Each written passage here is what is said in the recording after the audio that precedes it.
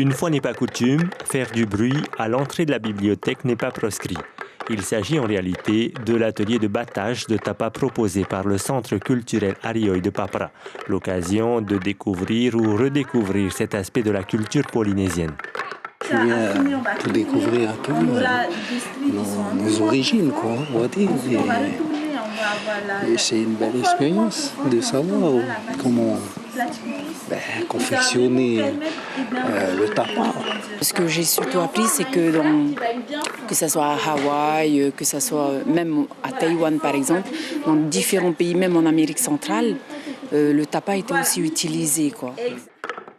Tandis que ces participants continuent de battre leurs écorces, un autre groupe mesure le privilège qu'ils ont de visiter le Fonds polynésien, une salle interdite au public en temps normal où sont entreposés plus de 5600 documents rares et précieux. Le tapa, c'était pour se vêtir, donc il y avait des vêtements, voilà. C'est impressionnant, comme là on voit des images, des photos en fait de tapa.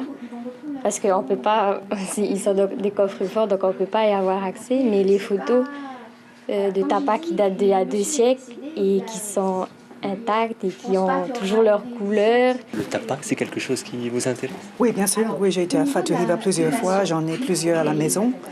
J'ai aussi été à Tonga et à Fidji, en Calédonie. Donc, je connais un peu la différence entre les différents motifs et les matériaux aussi. J'adore. Très intéressant, parce que c'est tout le Pacifique qui en fait est représenté dans ces ouvrages.